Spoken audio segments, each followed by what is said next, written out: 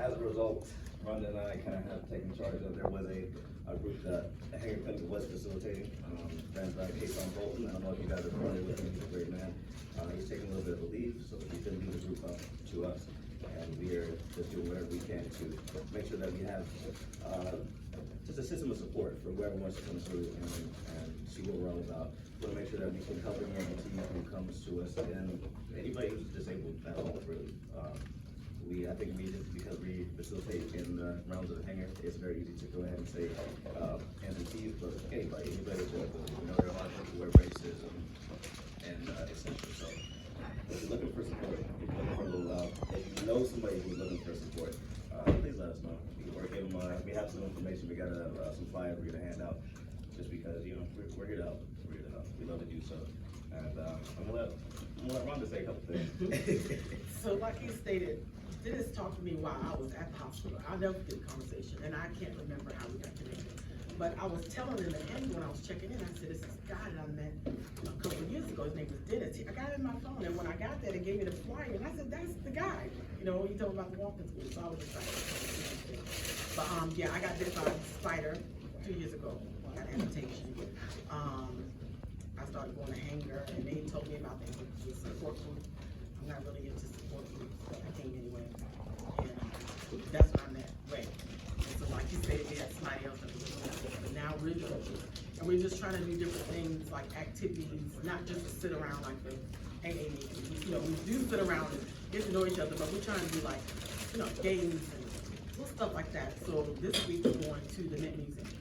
This is great. We try to do free activities for everybody. So we're doing different things every third Wednesday of the month. And he's right, we want to support anybody when it comes to emotional, because being an amputee is very mental. Very mental.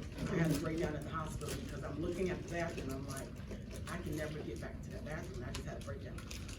And it was only after I actually saw them take the brace off and they're telling me what to do. I didn't even know what. But it's mental. So once you get it, you get it. Once you get it, you'll be like, okay, here we go. It didn't take me long to really get adjusted, but it was mental. I had a walker when I first got my prosthetic, and then I was on a cane, and I was just determined not to be labeled as handicapped. And even now, I have a handicap sticker, but I'm not handicapped. But yeah, so, and I do coaching, emotional coaching, life coaching, that kind of thing. So I try to support the disability community. So if anybody needs any type of anybody to talk to, assistance, or any type of resources, we'll try our best to get anything that you need to come to that. But we want to invite everybody to come to this. We're having it in different areas of the town right now. We're doing it at the Hanger Clinic, but when we do different activities, we'll go to different places. So we get names, and if you want to be participating, we can get something that's closer to you that way. You don't always have to come in to show. Now, I'm sorry, with your hand raised. Yeah, that was my question. Do you all come to the facility? Yeah, we're trying to. I'm sorry, we're trying to just make it to where we can go as anywhere, really. Because we have a lot of people in the group who are kind of put out. So if we can arrange for an activity near you, that's something that we look forward to. So to everybody. You can even call or text. We're open to that. So I do have if you're interested, we do have a calendar digitally set up through Google Docs, I'm pretty sure, or through Google Calendars. And we do have activities listed on there for what we're going to do in the future. If you're interested in being a part of it or just seeing what we got going on, I do have a sheet. You just put your name, your number, your email. If you don't want to put one of the, your number or your name, or you put your name. If you don't want to put your number or your email, you pick one. Whatever you're comfortable with, that's fine. And honestly, we hope to see you there. I think and the calendar is open, so if you give us your email, we'll add you to the calendar, and you can go to specific event that month. Even if you can't come. I've been at I got a class with Lord when I paid the day after Thanksgiving. I was devastated.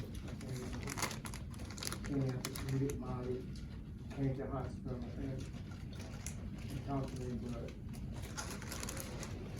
I didn't have no support. And I'm still at the point where I tried to God, I went to educators, told or whatever, but I tried to go in my leg, right? But something still ain't there yet. It's okay. the thing about it is that it's okay. You got a right to feel that way. I felt that way. So I might be smiling up here, but I have bad days where I can't put my leg on. I'm right now going through the process of my socket is too big. I gotta get another socket. So I'm not walking as fast as I normally do, but it's okay. It's okay, but you know, you're gonna get a new version of yourself. And you're gonna discover different strengths that you had in your beginning. Some that takes time, some that you don't get, some that help other people do well. So mentoring, Dennis and I believe in mentoring. In New York, we do it all the time. Into the hospital, invited by the surgeons or the therapists, and you know, I didn't have a mentor when I had my amputation in the 80s. It wasn't something that was set up. So having this available is something that is incredible. And you need to talk about it. You need to, it's gonna take time, but you gotta see by what you're doing, you're living life again. You know, probably maybe better than before. And, you know, I remember one person that we met that she taught me so much. She was a bilateral amputee. She was 101 and a half. She was an above knee on one side, below the knee on the other side. And she walked every day, put her legs on by herself. She lived to be 106. And she actually lost her legs though when she was 90. She went 11 and a half years with no prosthetics. So the insurance company kept saying, kept messing with her. Long story short, 11 and a half years go by. And she got sick, she got pneumonia. She got sent to the hospital. They didn't save her bed as a skilled nursing. She got sent to a different place, different team around her, different rehab. And she was a feisty lady. She's like, I want to walk.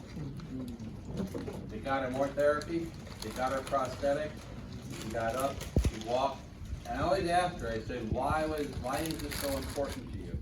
And she said, I want to show my kids, my grandkids, and now my great-grandkids that I can do it. And she got up and she's living life again. The human body is amazing. If you show the body what to do with practice, you can be able to do it. But you also have to talk about your feelings and what's going on, and you see that things are getting better and better. You being only so many months out, like I've been doing this for 35 years, over 30,000 amputees. You're doing incredible. But if you want to do more incredible, you gotta just put the time in. But it's okay to have up days and down days, but you gotta have more up days because you're doing great. And the group will help you to see that there are other people like you in the same type of situations. Because I do not do support groups, period, in my life before this happened. So when they told me, I'm thinking, oh, I don't really want to do that. But it helps you to understand that a lot of people are going through the same thing you're going through. They have the same issues. And it's really mental, so that's one reason. For me, I know being an amputee changed and told me who I'm supposed to be, what my destiny is to do. I love to help people. I've been in the medical field behind everything, not nursing like that, but being an amputee helped me realize that this is what I want to do. Like I'm motivated to help people to get resources. I'm motivated to be an encouragement because I have to do that to myself and I want to give it to others. So I offer coaching sessions. I offer, let me sit down and hear what you got to say. Listen to how you're talking to yourself. Sometimes we got to change the way we say things to ourselves. I wake up in the morning, first thing I see is my mom. So I say, good morning, Veronica, and I say, Rhonda, you're gonna be great today. It doesn't matter, even if I can't put my prosthetic on for whatever reason, I do whatever I gotta do. I try to make it through those moments of being down. That can be one day, that can be 5 minutes, but you can make it through. Just don't stay in that place. And people are watching you. My daughter told me when I was in the hospital, she said, Mommy, I saw this movie. This lady was an amputee. She was running in this race. And my daughter said, that's gonna be my mommy, because she know me. So, you know, you can be a big help to people, because when people see you, they're like, wow, they're just walking around. I had this one lady saw me one day and I was at my worst. I was walking the slowest. I was like, coming up the ramp, and this lady said, you are the cutest. And I'm thinking, really, lady? I was the best. But you don't know what people see because they see your strength, you know? Hasn't been that long. You know, they say this support me. I got good support with my family, my church, and everything. Everybody say, oh, you doing so good, you're feel good, but I'm like, in my inside, I'm like, And then sometimes it's hard for you to accept that because they're not amputees. So that's so good to have a group because we have somebody that's in our group, that their family's telling the same thing. We don't feel like it, but they're not amputees. But when you get around like-minded people, we understand. We get it. We completely get it. And sometimes, you know, family and loved ones, they try to do the best they can by encouraging you. But if they're not in that situation, it's hard for sometimes us to accept that they are trying to be encouraging to us. So we do have a Facebook page, we have Instagram. But if you put your number down, I'll text you. I even text people in the group, you know, like if, I just text, I see something I think is gonna help you through the day, I don't know what you're going through, I'll send it to you. Sometimes just a little reminder that somebody is thinking about you, that you do have it, you got it. Today's a new day, so you might not have did what you wanted to do yesterday, but it's okay, 12 o'clock came, new slate. And you have to be kind to yourself, don't beat down on yourself, because you, at this point, you're limited, but you can get back to doing whatever you wanna do. That's true. And then some. Now, if anybody's interested in, joining the family, we'll go ahead and pass this around. Really glad you came today. What's the name Just of for, the? just for like 3 minutes. Yeah, Queen City Amputees.